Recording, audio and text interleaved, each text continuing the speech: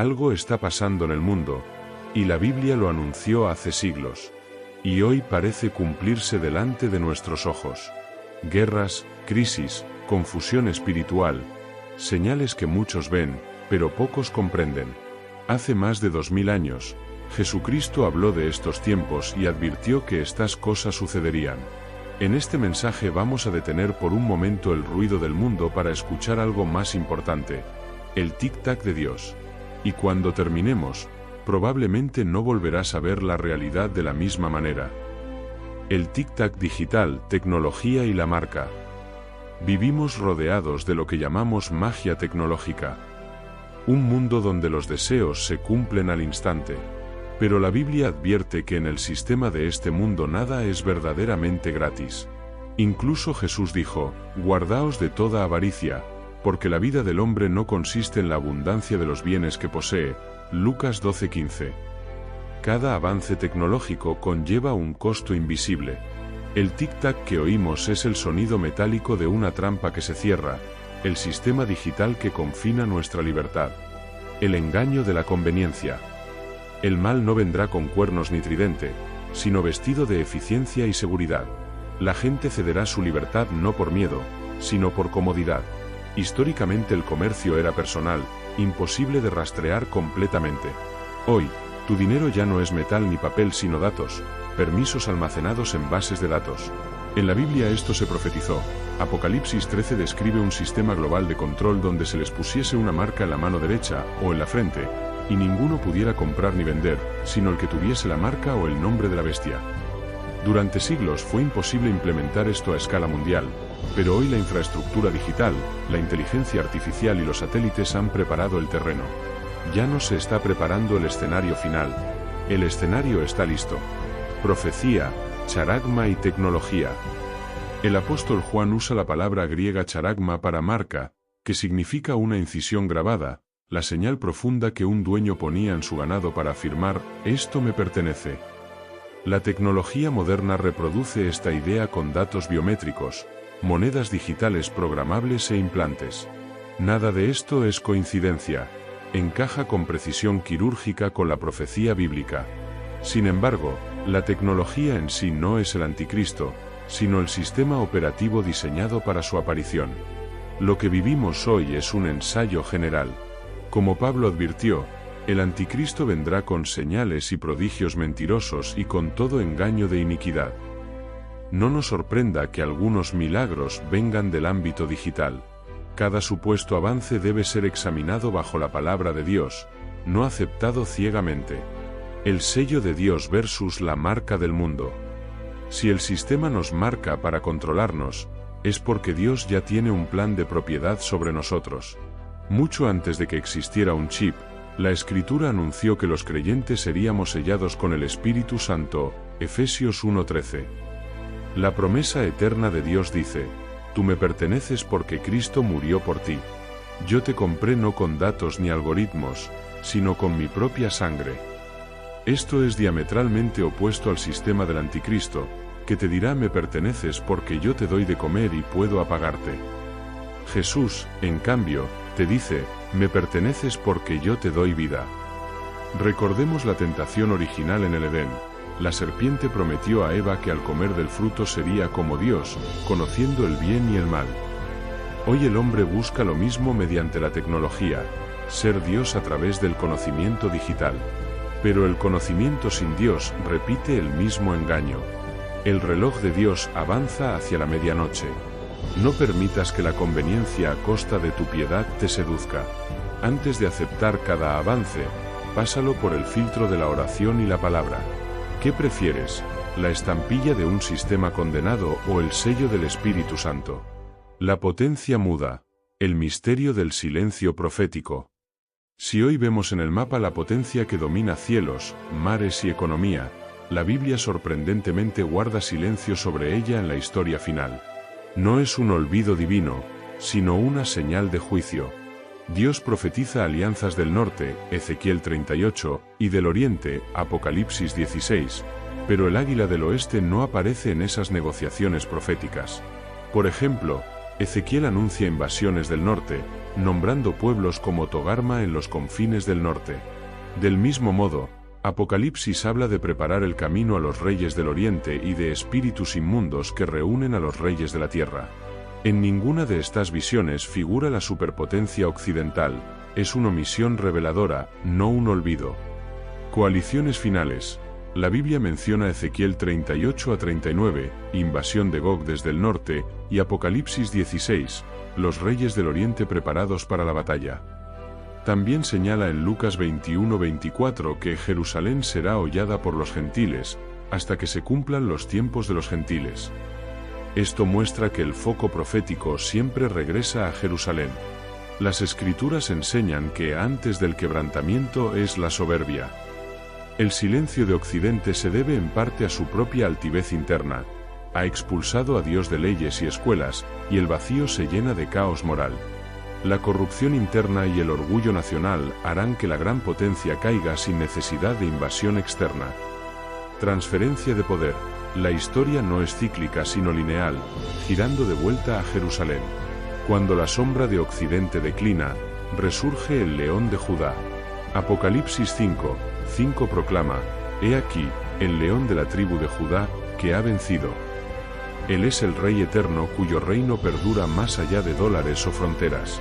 En suma, el silencio profético sobre la potencia muda nos alerta: ningún imperio humano es eterno. Las profecías describen coaliciones del norte y del oriente, el derrumbe causado por la soberbia y la consagración de Jerusalén como centro de la nueva era. No pongas tu esperanza en banderas pasajeras, el verdadero poder está en el reino venidero. Como advierten las Escrituras, he aquí yo vengo para establecer el trono eterno del león de Judá. El templo de piedra, el detonador final. En Jerusalén se concentra el reloj profético de Dios. Malaquías 3:1. Profetiza que vendrá súbitamente a su templo el Señor. Después de siglos de espera, Dios anuncia la venida inesperada de su Hijo ligada al templo prometido. Hoy vemos cómo cada pieza del tercer templo se prepara. La Biblia no detalla esto para la emoción arquitectónica, sino para señalar el cumplimiento de los tiempos. Señales del engaño final. Tanto el apóstol Pablo como el profeta Daniel anticiparon un drama en ese templo de piedra. Segunda de Tesalonicenses 2:4, declara que el inicuo se sentará en el templo de Dios haciéndose pasar por Dios. Daniel 11:31, añade que quitarán el continuo sacrificio, y pondrán la abominación desoladora. En otras palabras, el mundo celebrará el altar y la paz que trae el edificio, pero en realidad será el trono del engaño satánico. Cada ladrillo movido allí acerca la hora profética. Jesús mismo advirtió: de la higuera aprended la parábola, Mateo 24:32, el florecimiento de Israel anuncia que su reino está cerca. Sacrificio perfecto versus sacrificio humano. El templo de piedra está destinado al sacrificio, sin embargo, no necesitamos otro sacrificio. Hebreos 9:26 nos recuerda que Cristo apareció una vez para siempre por el sacrificio de sí mismo para quitar de en medio el pecado. El anticristo instaurará sacrificios animales en manos humanas, ignorando que la ofrenda perfecta ya fue hecha en la cruz. Por eso el templo terrenal es solo un símbolo. Cuando se levante, la puerta de la gracia estará por cerrarse definitivamente. Urgencia profética. El tercer templo no es otro proyecto humano, es la señal de la medianoche celestial. Cada marco y cada vaso de oro fabricado confirma que las planas están terminadas. No te distraigas con las piedras del monte, mira más bien la roca de los siglos. Pablo enfatiza que debemos ser edificados sobre el fundamento correcto. El templo de piedra se levanta para juicio, pero tú debes ser una piedra viva edificada en Cristo. Lobos en el púlpito, la apostasía final. La señal más peligrosa del fin no viene de afuera, sino desde dentro de la iglesia. Jesús advirtió primero: mirad que nadie os engañe. No mencionó guerras o terremotos, sino falsos profetas entre nosotros. Hoy la apostasía es predicar el ego en lugar del evangelio. Por eso debemos estar alerta, no confiados en cánticos o emociones. Advertencias bíblicas. Mirad que nadie os engañe. Mateo 24:4. Jesús nos llama a vigilar. Guardaos de los falsos profetas, son lobos rapaces. Mateo 7, 15 y 16. Muchos vienen con vestiduras de ovejas, pero predican sobre codicia y confort espiritual. Vendrá tiempo cuando no sufrirán la sana doctrina. Segunda de Timoteo 4, 3 y 4. Pablo profetizó que la gente amontonará maestros a su gusto y abandonará la verdad. Esto vemos: templos llenos, Biblias cerradas. No creáis a todo espíritu, probad los espíritus. Primera de Juan 4, 1 al 3. El apóstol Juan ordena discernir. En medio de tantas voces, debemos comprobar qué predican. ¿Confiesa el mensajero a Cristo en carne o habla vaciedades engañosas? La apostasía en acción. Hoy muchos pastores buscan entretener más que confrontar. Hablan de paz y amor, pero ignoran el conflicto con el pecado. Enseñan autoayuda disfrazada de religión, dejando de lado el llamado al arrepentimiento. El púlpito se ha vuelto escenario de motivación personal, no de transformación espiritual. Si tu congregación premia el aplauso y celebra el pecado con comodidad, estás viendo lobos amigables, no pastores genuinos. La Escritura dice que el juicio comienza en casa de Dios. Primera de Pedro 4:17. Tu defensa, verdad y discernimiento. En un mundo lleno de emociones pasajeras, la fe es una roca firme, no un sentimiento. No busques una experiencia que te haga saltar. Busca una verdad que te cambie de adentro hacia afuera. No te conformes con un amén público que solo busca tu dinero, o tu aprobación. Como exhorta Pablo a Timoteo, atesora la palabra de verdad, segunda de Timoteo 2:15, y asegúrate de que tu doctrina sea la palabra, no el carisma de un orador. El tiempo de jugar a ser cristiano ha terminado.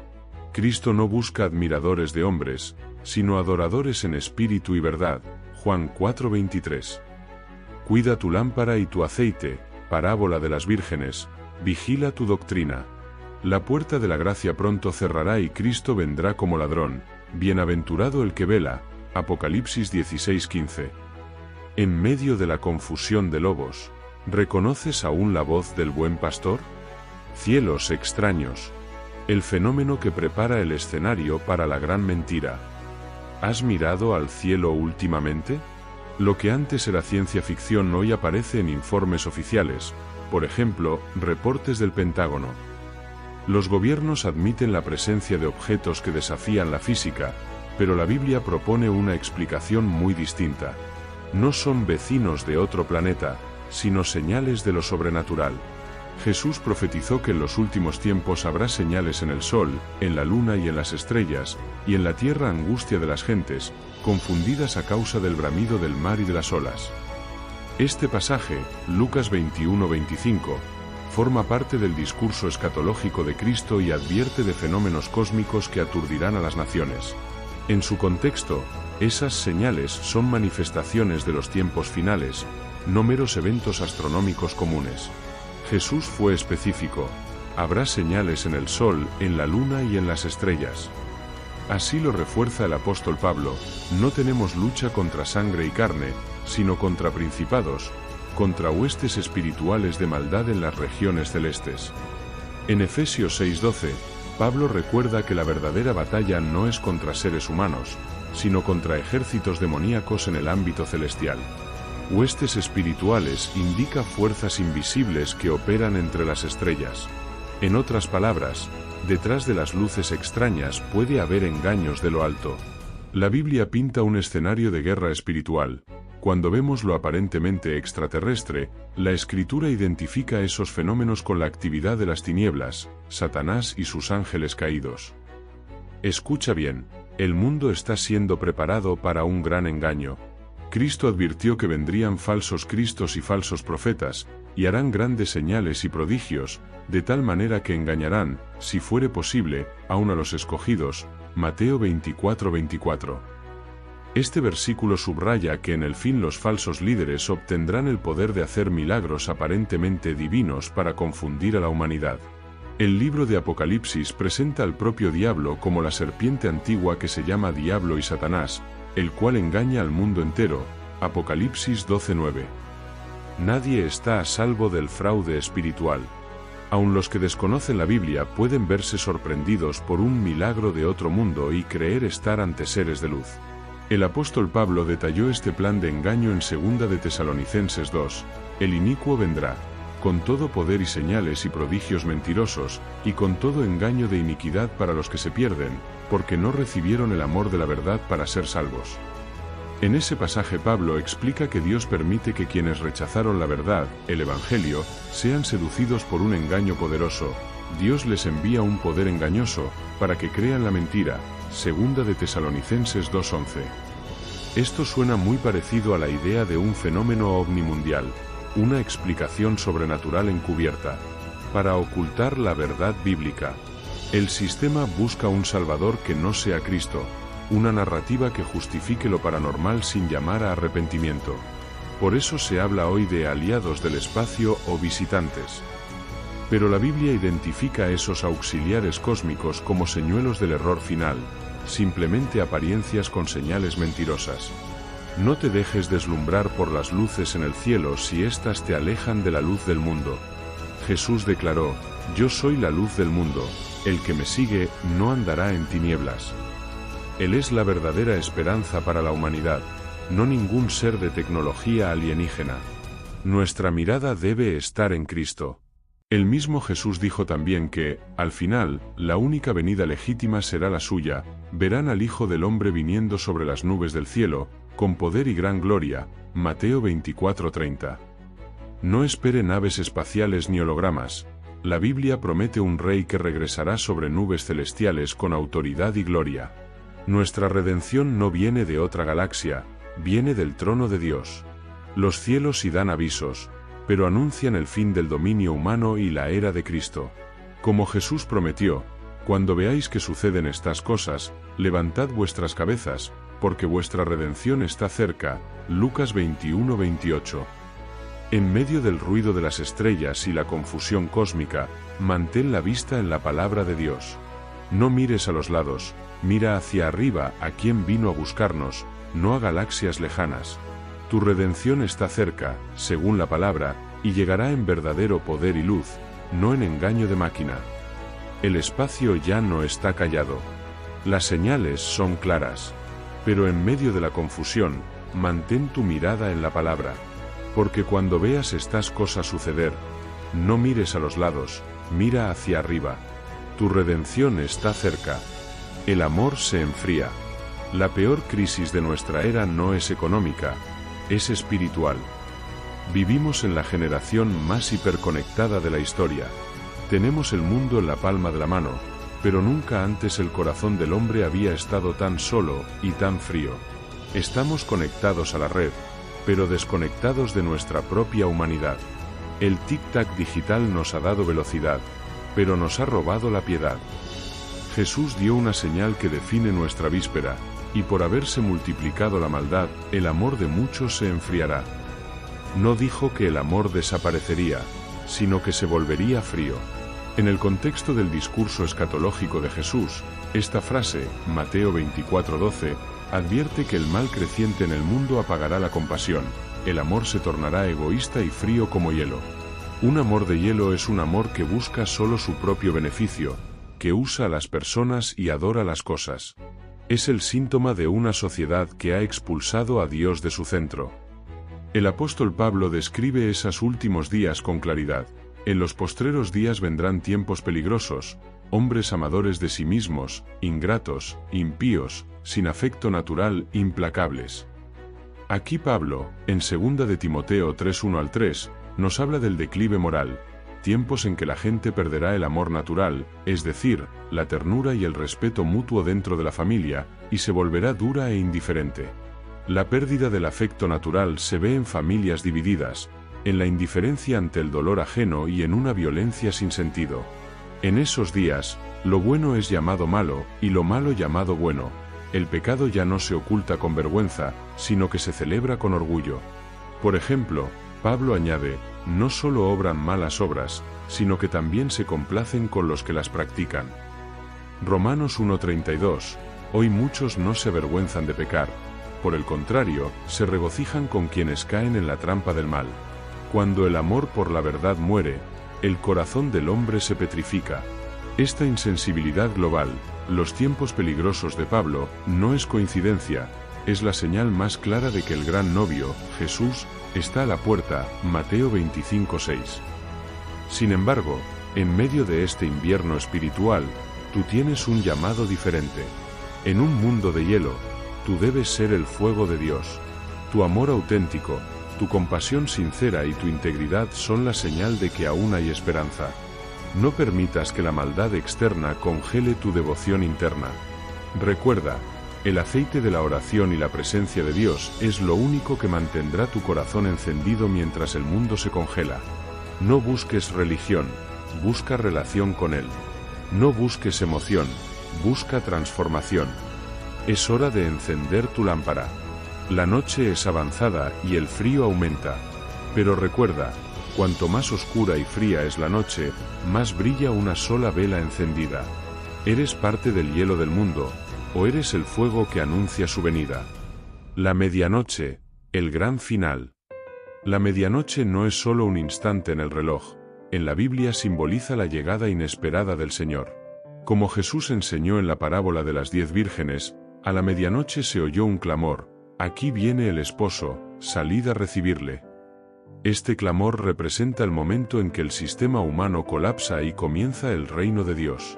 No es el fin del mundo como algunos piensan, sino el fin del orden humano y el inicio de la historia eterna de Dios. Mateo 25:13 advierte: «Velad, pues, porque no sabéis el día ni la hora en que el Hijo del Hombre ha de venir». Vivir ese tiempo con lámpara de aceite encendida significa estar permanentemente preparados, porque Jesucristo vendrá cuando menos lo esperemos. Para los cristianos fieles será momento de gran júbilo, nuestro Rey llega. Pero para quien ama el mundo y rechaza al Señor, esa misma medianoche será hora de juicio y terror. Señales finales en el cielo y en la tierra. Los eventos que hemos visto, control digital global, silencio de las naciones, el tercer templo, apostasía, señales celestes y corazones endurecidos, son como dolores de parto que anuncian el nacimiento del reino de Dios. La Biblia predice esas señales. Habrá señales en el sol, en la luna y en las estrellas, y angustia entre las naciones confundidas. Entonces verán al Hijo del Hombre que vendrá en una nube con poder y gran gloria. Ninguna tecnología ni alianza humana puede detener ese plan divino. Por otro lado, la Escritura advierte que en los últimos tiempos, por haberse multiplicado la maldad, el amor de muchos se enfriará, las iglesias se llenan de falsos mensajes, la fe se vuelve cómoda y los valores se pervierten. Incluso el mundo natural participa en este engaño final. Algunos creen que los fenómenos celestes son invasiones extraterrestres. Sin embargo, la Biblia enseña que nuestra lucha real es contra las huestes espirituales de maldad en las regiones celestes. Lo que muchos llaman naves alienígenas puede ser parte del engaño cósmico que prepara al mundo para un falso rapto o un gobierno satánico global. En Apocalipsis 13 vemos ese esquema. Una fuerza mundial impondrá una marca en la mano derecha o en la frente sin la cual nadie podrá comprar ni vender. Son señales de que el sistema humano y económico ha sido juzgado. El regreso del esposo y el dividir de la historia. Todos los hilos de advertencia apuntan a un clímax. Jesucristo regresa por su iglesia. La Biblia dice que entonces todo ocurrirá en un momento, en un abrir y cerrar de ojos. En un instante, la historia de la humanidad se partirá en dos grupos. Como dice Lucas 17:34, en aquella noche estarán dos en una cama, el uno será tomado y el otro será dejado. De igual modo, dos estarán en el campo, el uno será tomado y el otro dejado. Unos serán arrebatados para encontrarse con Cristo, nuestra transformación gloriosa al sonar la trompeta final, y otros quedarán para enfrentar la más grande tribulación jamás vista. No habrá oportunidades intermedias.